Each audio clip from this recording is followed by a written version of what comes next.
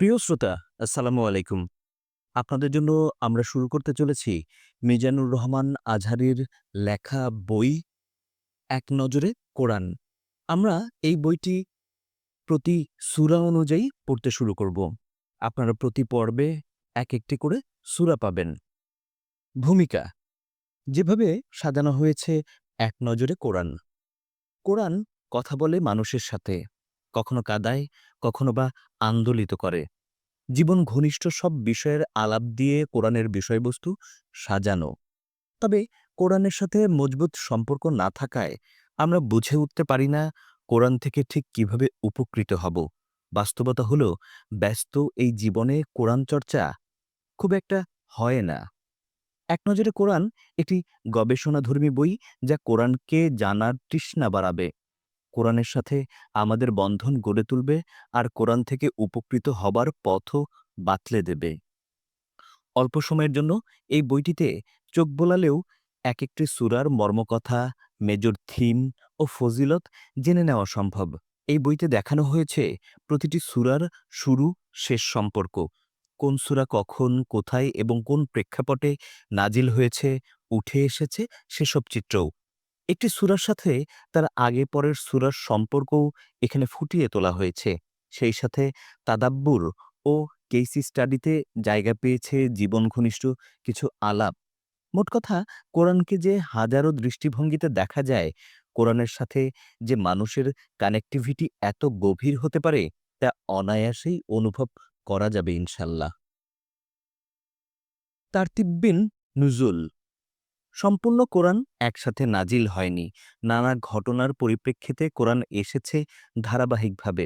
কখনো হয়তো নবীজি মদিনার রাস্তায় হাঁটছেন, এমন সময় নাজিল হয়েছে কয়েকটি আয়াত। আবার কখনো যুদ্ধ থেকে ফিরেছেন অথবা ঘরে বিশ্রাম নিচ্ছেন, তখনই নাজিল হয়েছে গোটা একটি সূরা। এভাবে দীর্ঘ ২৩ বছর ধরে ধীরে ধীরে কোরআন পূর্ণ হয়েছে ১১৪টি সূরা দিয়ে। নাজিলের এই ধারাবাহিকতার ভিত্তিতে কোন সূরার ক্রমিক নম্বর কত, তার আগে ও পরে কোন সূরা নাজিল হয়েছে, তাই জানানো হয়েছে এই অংশে। তারতিব ফিল মুসহাব শুরুর দিকে কোরআনের বিভিন্ন অংশ ছিল বিক্ষিপ্ত অবস্থায়। পরবর্তী সময়ে আবু বকর রাদিয়াল্লাহু আনহু এক খণ্ডে কোরআন সংকলন করার উদ্যোগ নেন। তবে সেই কাজ ওসমান খিলাফত পর্যন্ত গড়ায়। ওসমান আলাহিসাল্লামের শাসনামলেই কোরআন সংরক্ষণের কাজটি পূর্ণতা পায়। এজন্য বর্তমানে আমরা যে কোরআনটি হাতে নিয়ে পড়ি, সেটিকে উসমানী মুসহাফ বলা হয়। বর্তমান কোরআন মাজিদের বিন্যাস অনুযায়ী সূরা নাম্বার এবং তার আগে ও পরের সূরার নাম কি, তা জায়গা পেয়েছে তারতিব ফিল মুসহাফ অংশে। এক নজরে প্রতিটি সূরা কখন কোথায় নাজিল হয়েছে সেই তথ্য দেওয়া হয়েছে এই অংশে। পাশাপাশি সূরাটির আয়াত সংখ্যা ও সূরা নাম্বার জানিয়ে দেওয়া হয়েছে। অর্থাৎ প্রতিটি সূরার একটি সংক্ষিপ্ত পরিচিতি তুলে ধরা হয়েছে এখানে। নামের রহস্য সূরার নামকরণের ক্ষেত্রে গ্রহণ করা হয়েছে নির্দিষ্ট কিছু পদ্ধতি। অনেক ক্ষেত্রেই সূরার মূল কথা, থিমের ভিত্তিতে নাম নির্ধারণ করা হয়েছে। উদাহরণ হিসেবে বলা যায় সূরা নিসার কথা। নিসা অর্থ হল নারী। এই সূরাটিতে বিশেষভাবে স্থান পেয়েছে নারী সম্পর্কিত আলোচনা, তাই সূরার নামও হয়েছে নিসা। কখনো আবার নাম দেওয়া হয়েছে সূরার ভেতরকার বিশেষ কোনো ঘটনার দিকে ইঙ্গিত করে, যেমন সূরা বাকারা। বনী ইসরায়েলের গাভী জবাইকে কেন্দ্র করে একটি ঘটনা এই সূরার বিশেষ আকর্ষণ। সেদিকে ইঙ্গিত করেই এই সূরার নাম বাকারা বা গাভী করা হয়েছে। নামের রহস্য অংশে কোন সূরার নামকরণ কিভাবে হলো তাই দেখানো হয়েছে। মেজর থিম প্রতিটি সূরাতে অসংখ্য থিম বা প্রসঙ্গের দেখা মেলে। সেই থিমগুলোকে কেন্দ্র করেই পুরো সূরাটির আলোচনা সামনে এগিয়েছে। তবে কোরআন কখনো ফোকাস করেছে বিশেষ কিছু পয়েন্টে। মেজর থিম অংশে সেই বিষয়গুলোকেই বেছে বেছে তুলে আনবার চেষ্টা করা হয়েছে।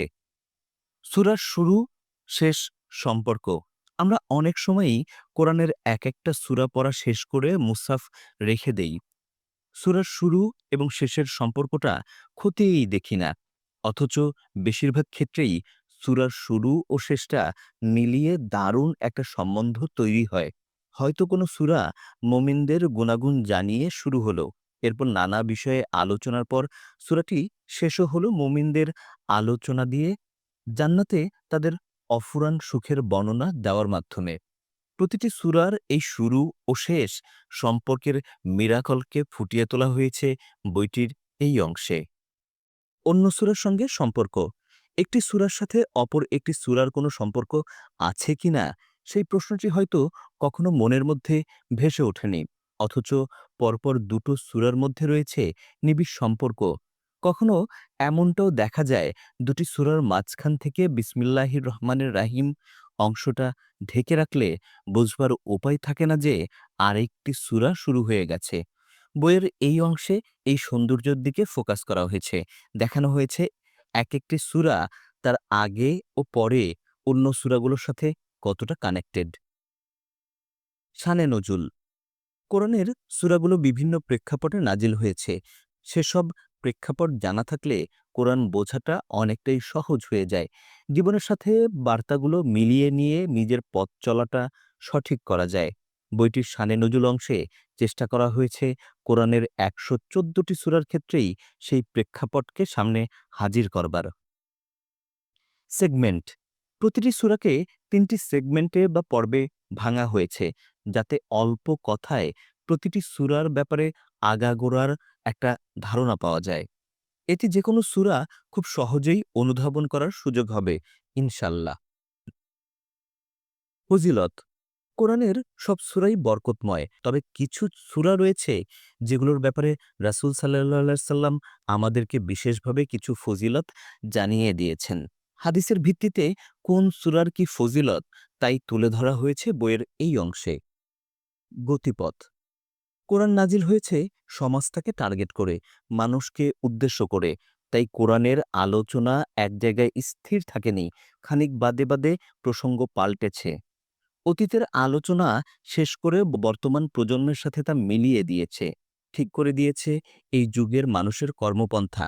বইয়ের এই অংশে আলোচনা এগিয়েছে একটি সেন্ট্রাল থিমকে বৃত্তবন্দী করে। তার সাথে জুড়ে দেওয়া হয়েছে ৪টি সাব-থিম। এরপর সেই সাব-থিমগুলোকে সংক্ষিপ্ত পরিসরে ব্যাখ্যা করা হয়েছে। ওভারভিউ। ওভারভিউ অংশে উঠে এসেছে প্রতিটি সূরার আয়াতভিত্তিক অথবা আয়াত রেঞ্জ ভিত্তিক সারসংক্ষেপ। সূরা যত বড়ই হোক না কেন সর্বোচ্চ ১০টি কলামের মধ্যেই সেই সারকথা তুলে ধরা হয়েছে। এছাড়া এই ৪টা মনোযোগ দিয়ে একটুখানি দেখে নিলে প্রতিটি সূরাতে আল্লাহ যা কিছু বলেছেন অল্প সময়েই তার কিছুটা ধারণা পাওয়া যাবে। Cause and effect.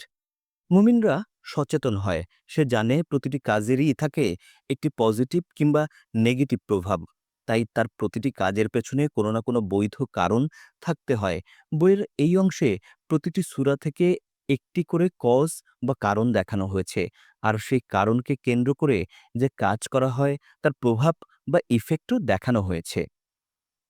রিফ্লেকশনস বা তাদাব্বুর। কোরআন মানুষকে বারবার ভাবতে বলেছে, মাথাটাকে খাটাতে বলেছে।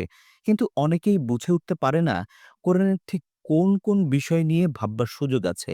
তাদাব্বুর অংশে চেষ্টা করা হয়েছে সেরকম একটা দুটো আয়াত হাজির করবার, যেখানে ভাবনার খোরাক মিলবে। কোরআনের বার্তা নিয়ে একবার ভাবতে শুরু করলে পাঠক রীতিমতো চমকে উঠবেন। কোরআন আমাদের এতটা আপন জানতামই না। ব্যক্তিজীবন থেকে নিয়ে আন্তর্জাতিক পরিমণ্ডল একমাত্র কোরআনই যে সঠিক পথ দেখাতে পারে, এই বিষয়টি ফুটিয়ে তোলার চেষ্টা করা হয়েছে এখানে। Case study. কোরআন মানুষের সামনে অসংখ্য নজির হাজির করেছে। এসব উদাহরণ সামনে রাখলে মানুষের করণীয় বর্জনীয় নির্ধারণ করা সহজ হয়ে যায়। গবেষণা ক্ষেত্রে কেস স্টাডি খুবই পরিচিত একটা টার্ম, যেখানে অতীতের ঘটনা প্রবাহকে সামনে রেখে ভবিষ্যতের কর্মপন্থা ঠিক করা হয়। তেমনিভাবে কোরআন শুধু পড়ার বিষয় নয়, বরং গবেষণার করার বিষয়ও।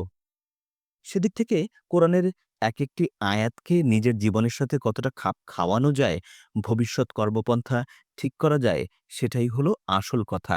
বইটির এই অংশে বর্তমান সময়টাকে দেখার চেষ্টা করা হয়েছে কোরআনিক লেন্স দিয়ে। কিছু শব্দ জানতেই হয়। কিছু শব্দকে একেবারে রুট লেভেল থেকে ভেঙে দেখানো হয়েছে। এই শব্দগুলোকে কোরআন কি অর্থে ব্যবহার করেছে তা সহজ সাবলীল বর্ণনা করা হয়েছে। কোরআনে এই শব্দগুলোর ব্যবহারিক সৌন্দর্য এবং এর নিগুড় তাৎপর্য জানলে সত্যি অবাক হতে হয়। রেফারেন্স: এক নজরে কোরআন বইয়ের মহান ইমামদের কথামালাকে সামনে রাখা হয়েছে।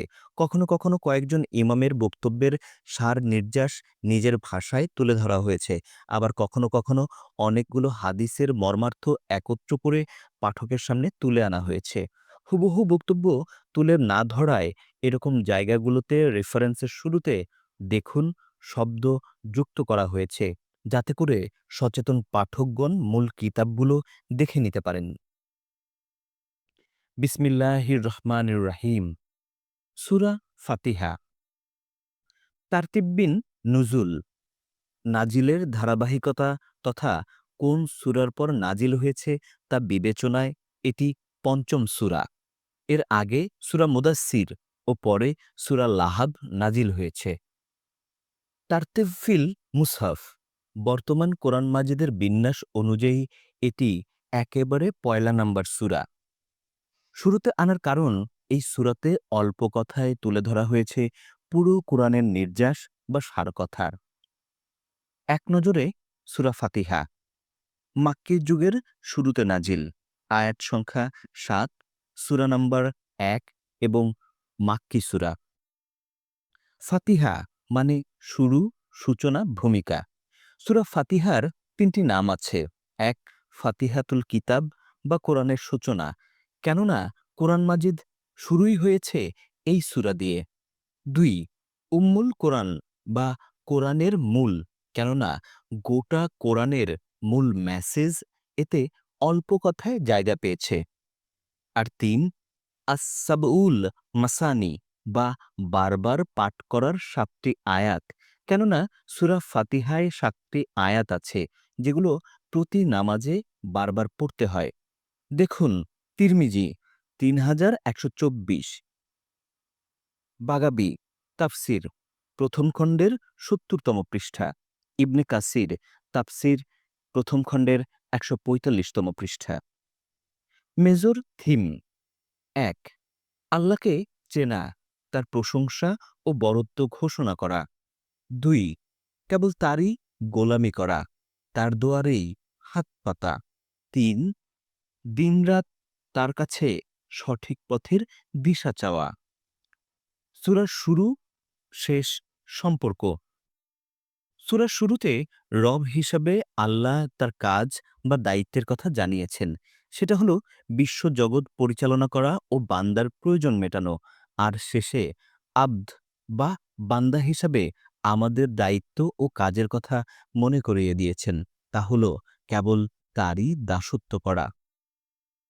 সূরার সঙ্গে অন্য সূরার সম্পর্ক: সূরা ফাতিহার সম্পর্ক বিশেষ কোনো সূরার সঙ্গে নয়, বরং কোরআনের সবগুলো সূরার সঙ্গেই এর কিছু না কিছু সম্পর্ক আছে।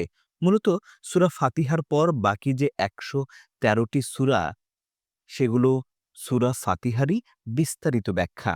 এজন্যই নামাজে সূরা ফাতিহার সঙ্গে অন্য যেকোনো সূরা মিলিয়ে পড়তে হয়। শানে নজুল: কোরআন কিন্তু গতানুগতিক কোনো বই নয়। কোরআন হলো জীবন যাপনের প্রেসক্রিপশন। মানুষের এক এক দরকারে নেমে এসেছে একের পর এক সূরা।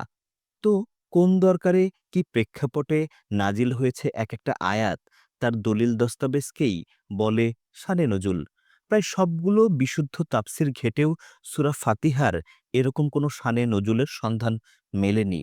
বোঝাই যাচ্ছে সূরা ফাতিহা বিশেষ কোনো উপলক্ষ নিয়ে নাজিল হয়নি।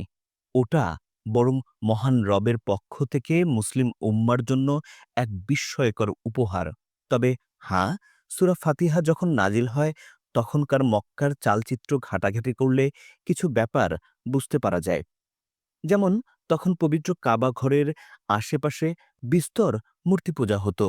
সূরা ফাতিহায় আল্লাহ শুনিয়ে দিলেন তাওহীদের মর্মস্পর্শী ঘোষণা, আল্লাহ ছাড়া আর কারো ইবাদত করা চলবে না। মূর্তি তো দূরে থাক, অন্য কোনো বিশ্বাস বা মতবাদেরও পূজা করা যাবে না। আবার ইসলামের ছায়াতলে আসায় তখনকার মুশরিকরা মুসলিমদের ওপর অকথ্য নির্যাতন চালাচ্ছিল। সূরা ফাতিহায় আল্লাহ শোনালেন সান্ত্বনার বাণী, একটু সবুর করো। বিচার দিনে যার যা পাওনা সব মিটিয়ে দেওয়া হবে। আর শেষমেশ সরল পথ চাইতে বলার মাধ্যমে সমগ্র মুসলিম জাতিকে তিনি গেঁথে দিলেন একই সুতোয়। আমাদের তাই একটাই পরিচয়, প্রত্যেকে সরল পথের অনুসারী, ঐক্যবদ্ধ একটা জাতি। দেখুন সূরা নাহল ১৬ নম্বর সূরা ৮৯তম আয়াত, সহিহ বুখারী ৫০০৬ নম্বর হাদিস, মুসলিম শরীফে ৮০৬, ১৭১৫ এবং ২৫৮৬ নম্বর হাদিস দেখতে বলা হয়েছে। সেগমেন্ট: প্রথম অংশে আল্লাহ নিজের পরিচয় দিয়েছেন, মাঝের অংশে আল্লাহ ও তার বান্দার মাঝে যে চুক্তি তা মনে করিয়ে দেওয়া হয়েছে, আর শেষ অংশে তুলে ধরেছেন বান্দার পরিচয়। ফজিলত: কোরআনের সবচাইতে মর্যাদাপূর্ণ সূরা। নবীজি এক সাহাবীকে বললেন, আমি তোমাকে কোরআনের সবচেয়ে মহিমান্বিত একটি সূরা শেখাব। সেই সূরাটি হল সূরাতুল ফাতিহা। সহিহ বুখারী ৪৪৭৪ নম্বর হাদিস।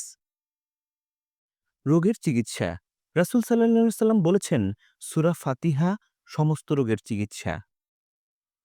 ইবনুল কাসির তাফসির প্রথম খণ্ডের ১৪৬ নম্বর পৃষ্ঠা।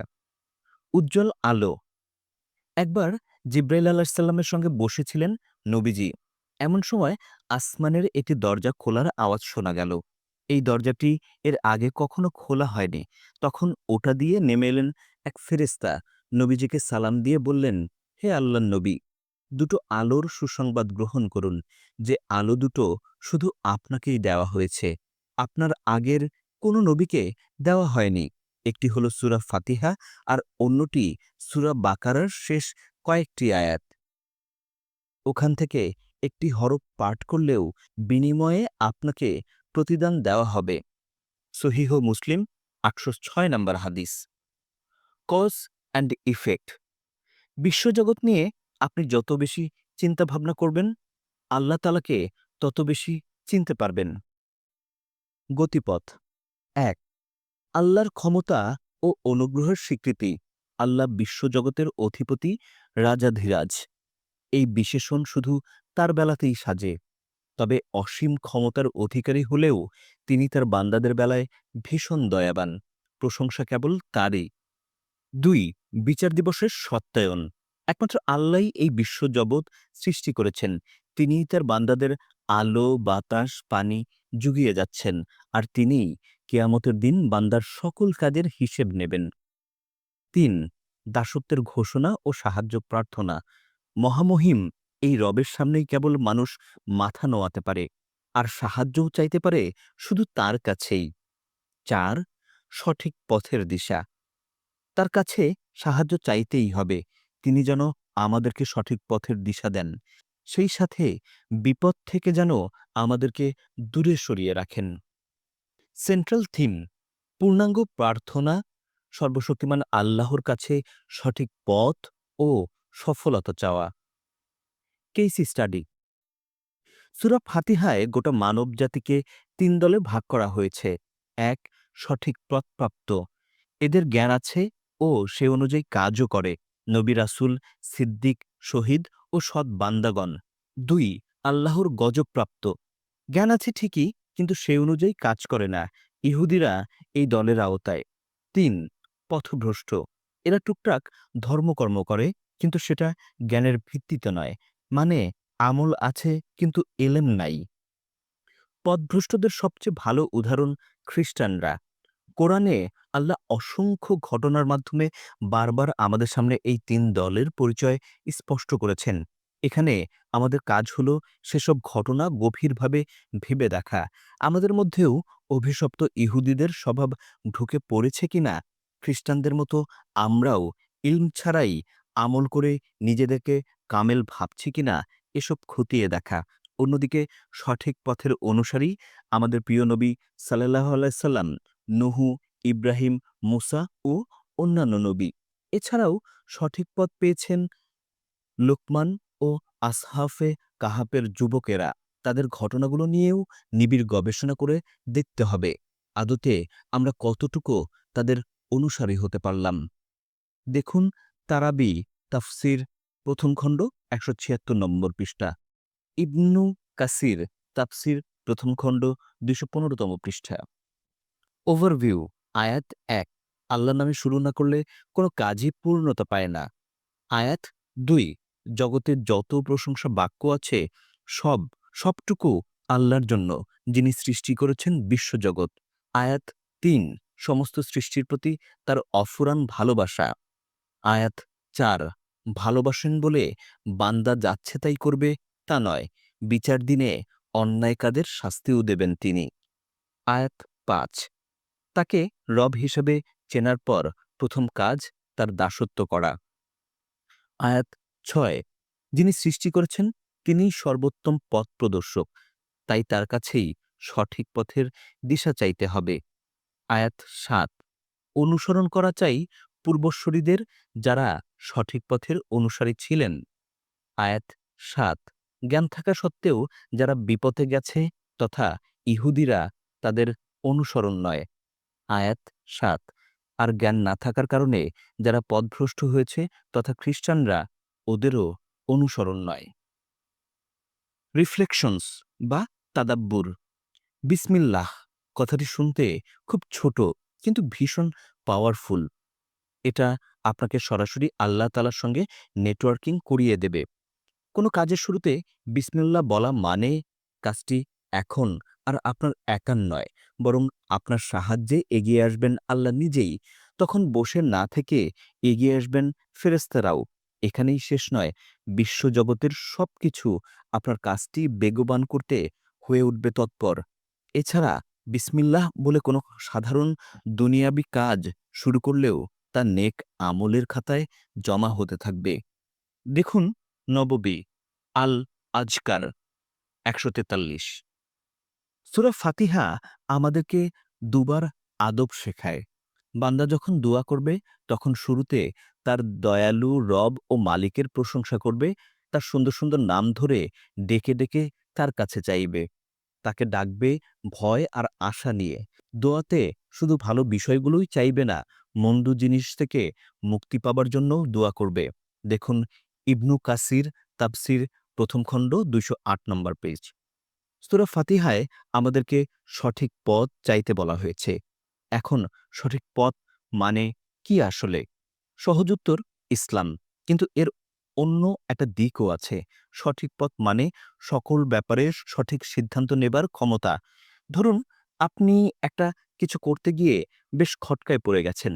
কাজটা করা ঠিক হবে কিনা ভাবতে ভাবতে দিশেহারা। ওই সময় আমাকে সঠিক পথ দেখাও, এই ছোট্ট দোয়াটি আপনার জন্য আঁধার রাতের মশাল হয়ে হাজির হবে। আপনি পরিষ্কার বুঝতে পারবেন কাজটা করা আদৌ ঠিক হচ্ছে কিনা। তাই যেকোনো সিদ্ধান্ত নেবার আগে একবার হলেও পড়ে নিন সূরা ফাতিহা। দেখুন তারাবি তাফসির প্রথম খণ্ড ১৭৪ নম্বর পেজ। আল্লাহ শব্দটি এসেছে ইলাহ থেকে। ইলাহ মানে এমন এক সত্তা যার দাসত্ব করে সবকিছু এবং যার ইবাদত করে সমস্ত সৃষ্টি। দেখুন তারাবি তাফসির প্রথম খণ্ড ১২১। রহমান ও রাহিম শব্দ দুটোই রেহেম থেকে এসেছে। রেহেম মানে মায়ের গর্ভ। মা তার গর্ভে ধরেন বলেই সন্তানকে এত ভালোবাসেন। সেখান থেকেই শব্দ দুটোর অর্থ দয়া, করুণা, ভালোবাসা। তবে রহমান বলতে সাধারণ অর্থে ভালোবাসা বোঝায়, যেটা ক্ষণস্থায়ী ও সকল সৃষ্টির জন্য। আব্দুল্লাহ ইবনে আব্বাস রাদিয়াল্লাহু আনহু বলেন, আল্লাহ তাআলার রহমান নামটি এই দুনিয়ার বেলায় প্রযোজ্য। তার মানে দুনিয়াতে তিনি কাউকেই তার করুণা থেকে দূরে ঠেলে দেন না। একজন মুমিনকে যেমন রিজিক দেন, বাতাস, অক্সিজেন, খাবার বা পানি, একজন কাফিরকেও তিনি এসব নিয়ামত ভোগ করার সুযোগ দেন। কিন্তু পরকালে তিনি তার রহমান গুণটি প্রকাশ করবেন না। মানে অবাধ্য কাফির মুশরিকদের জন্য সেদিন তার কোনো দয়া বা ভালোবাসার ছিটেফোঁটাও থাকবে না। দেখুন ঝাজ্জাজ তাফসিরু আসমাইউল্লাহিল হুসনা ২৭ এবং ২৮। রহিম বলতে বিশেষ রকমের ভালোবাসা বোঝায়, যেটা চিরস্থায়ী ও কেবল মুমিন বান্দার জন্য। আব্দুল্লাহ ইবনে আব্বাস রাদিয়াল্লাহু আনহু বলেন, আল্লাহ তাআলার রহিম নামটি পরকালের বেলায় প্রযোজ্য। তার মানে পরকালে কেবল মুমিন বান্দারাই তার করুণা ও ভালোবাসা পেয়ে ধন্য হবেন। দেখুন ঝাজ্জাজ তাফসিরু আসমাইল্লাহিল হুসনা ২৭ ও ২৮। ইবাদত, ইবাদত মানে আনুগত্য করা। শুধু আনুগত্য নয়, বরং অতি বিনয় ও ভক্তির সাথে আনুগত্য। আল্লাহ যা করতে বলেন বিনা বাক্যে তা মেনে নেওয়াকেই সত্যিকারের ইবাদত বলে। দেখুন নাহ্হাস মাআনিল কুরআন ১/১০। প্রিয় শ্রোতা বন্ধুরা, শেষ হলো আমাদের সূরা ফাতিহা। আশা করি আমাদের এই এক নজরে কোরআন পাঠ আপনাদের ভালো লাগবে। সবাই ভালো থাকবেন। আসসালামু আলাইকুম।